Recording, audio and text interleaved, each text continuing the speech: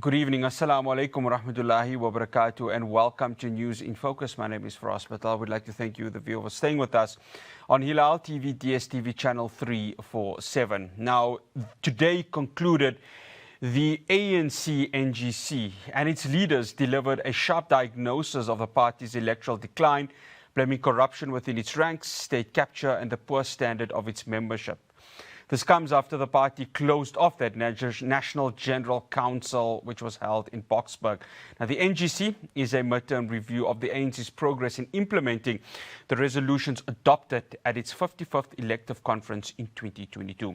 Joining me now to take this discussion forward is political analyst from the Nelson Mandela University, Professor Bheki Mngomezulu. Prof, absolute pleasure having you on. Thank you so much for joining us. Thank you very much for having me, my brother, and also hi to your listeners and your viewers. No, it's an absolute pleasure. Prof, I don't know about you, but this NGC felt more like a sort of precursor to what we're going to get in 2027. It seemed as if we have various individuals within the ANC wanting to stake their claim for that president position. Is that something that you also analyzed during these last few days? Absolutely. You would also have noticed that some names have already been mentioned, the likes of Panyaza Lesofe, the likes of Fikile Mbalula, the likes of Deputy President, the current Deputy President, and then the current Speaker of the National Assembly, Chokoti Diza. But then, of course, the SG of the ANC, Fikile Mbalula, could not be thrown into that discussion, claiming that they have not opened the discussion yet, and then also indicating that at the moment he can't say whether or not he has ambitions for the position. But from what we could see from a distance, already preparations are underway to position certain individuals for the 2027 general election of the ANC. And then, of course, you would also have noticed that when President Cyril Ramaphosa was presenting his a political report, one of the things he did, he kept on saying that the SG will elaborate, the SG will elaborate. In a way, reading between the lines, you could tell that he is trying to position his SG as one of the possible contenders for the position in 2027. So I fully agree with your assessment. Yeah, you know, what's interesting about this also, Prof, is that there were debates within the ANC with regards to curbing vote buying. Now, I don't know whether this is going to see the light at the end of the day, because in the previous two ANC elective conferences, there were these allegations of this occurring. Do you honestly feel the ANC is actually going to go ahead and create something within its constitution to block this from happening, given what we have seen in terms of allegations in these previous two conferences, and who knows even before that?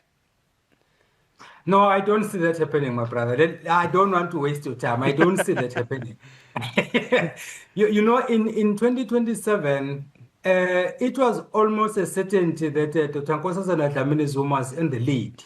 And then suddenly, at the 11th hour, you saw things changing, scales being tilted in favor of the president, who then won the election by a mere 179 votes, something we had never seen in the history of the ANC.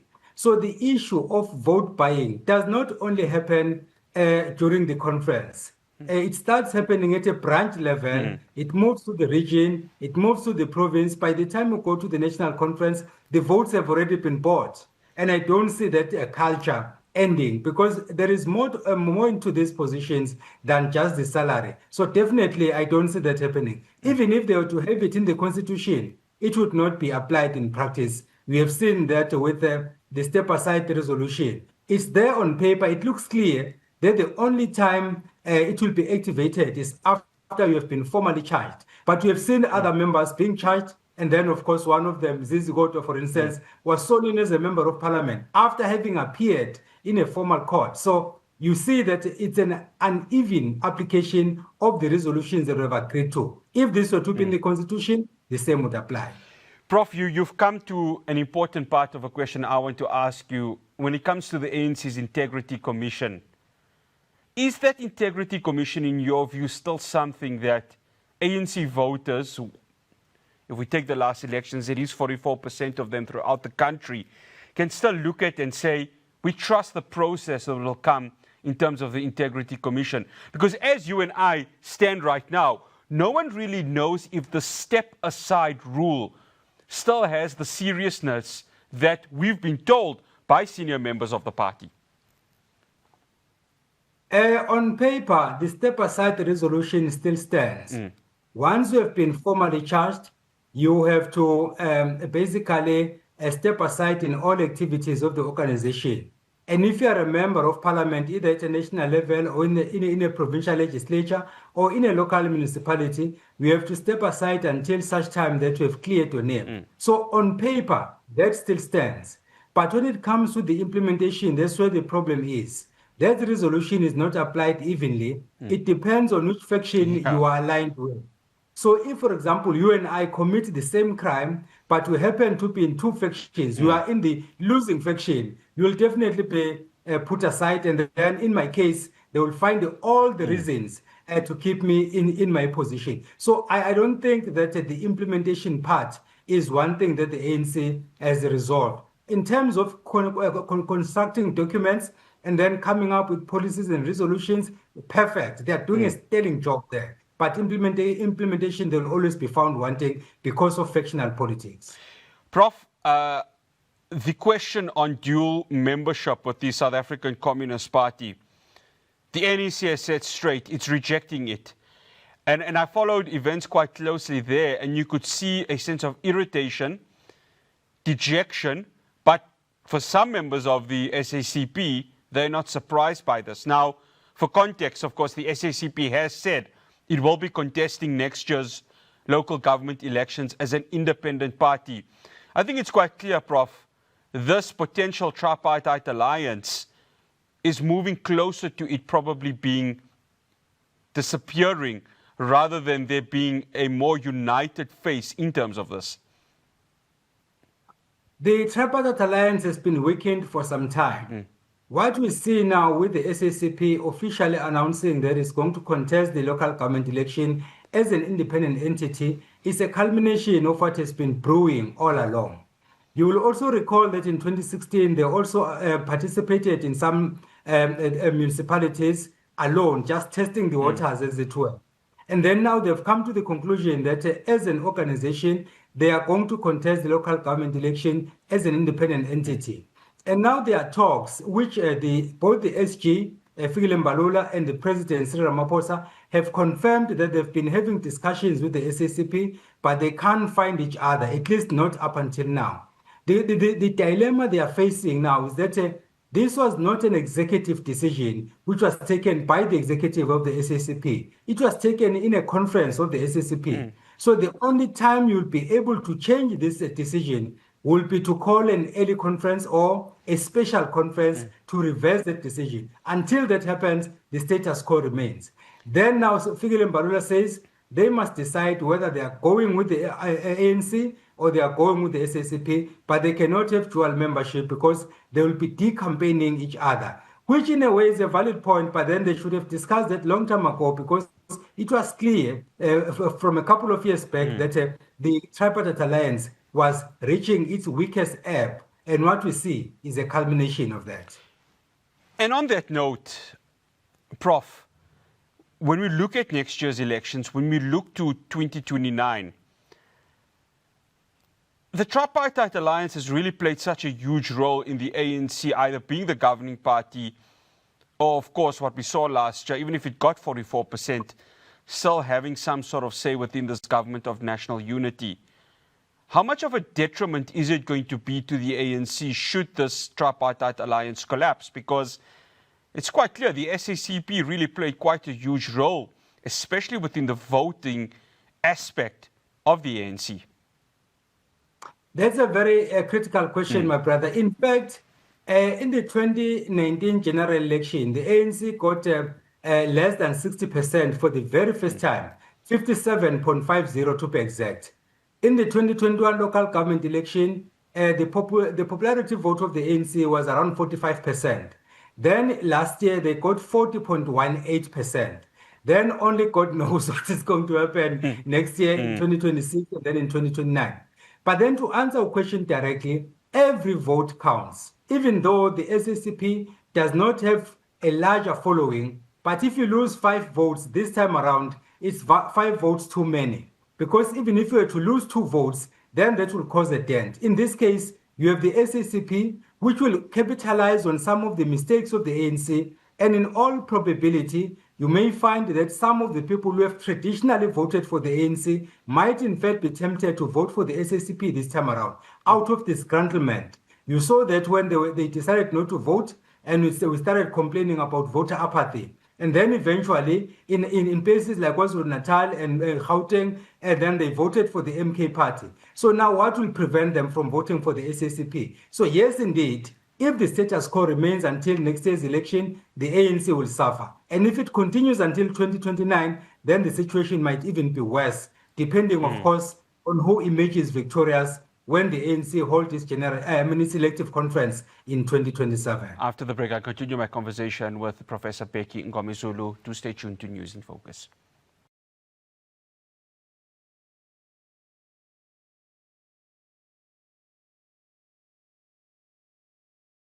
Welcome back to News in Focus. I'm still in conversation with a political analyst from the Nelson Mandela University, Professor Bheki Mngomezulu.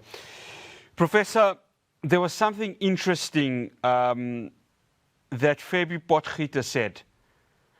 Either the ANC renews itself or it perishes. And I know, obviously, you're not part of the party and you act as an independent political analyst, but listening to what she's saying, I found that comment to be quite damning. Do you think the ANC will take it seriously? Because she is quite a senior member of the party. I would commend her for the statement she made, and she was absolutely right. Those are the 2 options available to the ANC. But unfortunately, I'm not too sure if the renewal agenda will be achieved under the current context, both in terms of the leadership and the membership, the character of the leadership and the character of the membership. I don't think they will survive on that one. The theme of this NGC was saying that the year of renewal and then attempts to try and make the ANC an instrument to implement clause 1 of the Freedom Charter, which says people shall govern, and clause 3, which says that people shall share the wealth of the country. With regards to the first one, people shall govern. The question I'm asking, has the ANC not governed since 1994? The answer is they have. The question is, how have they governed? So on that one, I'm not too sure. The renewal part, it has been on the agenda for some time now, when the ANC was saying that it is aware of the challenges it encounters, and therefore it is ready to renew itself. Is it ready to do that? I don't think so. On paper, yes, but in reality, we don't see that happening because factionalism has continued, corruption has continued, and a lot of other challenges have continued. So Fabi Potgieter then was absolutely right. Those options are there. But the renewal one, I'm not sure if they will win that one. You know, it's the thing, Prof. Mngomezulu. I mean, every time I've had representatives of the ANC, I've asked the question, have you given yourself a supposed time frame of when the renewal is going to happen of the ANC? And they said, well, it's a process that is going to happen. And if you look at the voters' roll, if you look at early predictions, and of course you can take it with a pinch of salt or you can take it seriously when you look at some of these polls that are happening. But it's quite clear that last year's elections should have potentially been the wake-up call for a supposed quick resolution to how this renewal is going to happen. And still now, when we are in this NGC, renewal still has this topic, and yet there's no supposed time frame as to it going to happen. And you just kind of feel as if the ANC is losing touch with its very same voters base in terms of delivering some sort of answer with this renewal project. Absolutely. In fact, I think that this renewal agenda should have been taken seriously immediately after the 2019 general election. Like I said, it was for the very first time that the ANC obtained less than 60% under the so-called New Dawn, which is yet to come. So that should have been a wake-up call. There was nothing done in fact in that regard.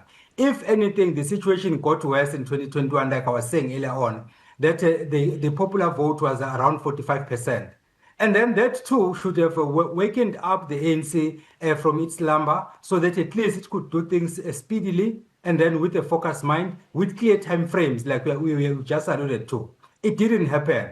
Come 2024 general election, they got 40.18%. And in fact, some of us, unfortunately, had already advised them that there were certain things they needed to do before the 2024 general election, failing which they were not going to get 50%. They thought we were daydreaming. As they say, the rest is history. Now, after having obtained the 40.18%, you don't see the agency of the party renewing itself, and then you have a problem. I heard Fikile Mbalula saying that KwaZulu-Natal provincial task team, in fact, is too big. It must be trimmed down. But who put it together? Was it not the same Mbalula who announced it? Yeah. So those are the kinds of things that will be interesting to watch going forward. You know, Prof, I was listening to Bheki Mngomezulu yesterday, and look, this is what spokespersons do. I mean, I don't blame her for doing a job, for trying to say that, look, come next year's local government elections, we are going all out to win it. I'm trying to understand from the supposed leadership perspective, where is that going to come from? Who is their lead candidates? I think we get a pretty good idea. Of course, Loyiso Masuku is going to be contesting Johannesburg. But we don't really know what's going to happen in the other provinces where they seem to be forced into this coalition government. And yet, we've got the ANC saying, we are confident we can win it all next year. I don't know whether that smacks of arrogance or just trying to paper the cracks on what is already being revealed within the party. My brother, I've always said everyone has a right to dream, but it's not all dreams that are realized. So the ANC, like any other political party, they have a right to dream and dream of winning the elections, local government elections next year, and even dream of getting an outright majority in 2029. But will that come to fruition? Under the current context, I don't see that happening. But then as a spokesperson of the ANC, Bheki Mngomezulu was absolutely right. That's what politicians tell you. Yesterday, I was talking to one of your colleagues in the media space saying that don't take politicians seriously. They'll come today and tell you the sun rises from the west. They'll come back tomorrow and say, no, I was misquoted. That's the nature of our politicians. So on this one, there is nothing concrete that tells you that the ANC will win the elections next year with an outright majority, nor that it will win the 2029 general election with an outright majority. If anything, unless something drastic happens, it will decline even further. One final question, Prof. Mngomezulu. The ANC under President Cyril Ramaphosa, it's suffered during the 2021 local government elections. They will admit, the ANC, and they've mentioned it, that they were shocked at how the 2024 general elections had happened. How big a task is it now for him, for next year's elections, to sort of cement whatever legacy he's trying to cement as the leader of the African National Congress, the fourth leader since the dawn of democracy? Because if we look at the stats, if we look at the voters' roll, it's quite clear. South Africans don't really trust the ANC to take them forward, whether it's in provincial, national, or within the metros and municipalities. Let us be honest, my brother, there is nothing to mend anymore. And as a matter of fact, there is a book I'm currently working on where I'm assessing Ramaphosa's presidency. And I'm looking at how he has performed since the 15th of February 2018. Because you recall that Zuma was forced to exit the stage on the 14th of February. The following day, President Ramaphosa took over. And they didn't do what they did when they ousted Thabo Mbeki in 2008, where Kgalema Motlanthe was the interim president. This time around, he jumped in immediately. Since then, what has happened? Look at the crime statistics. Look at the unemployment rate. Look at the state of the economy. The list goes on. Have we done well? No. Where is the new dawn?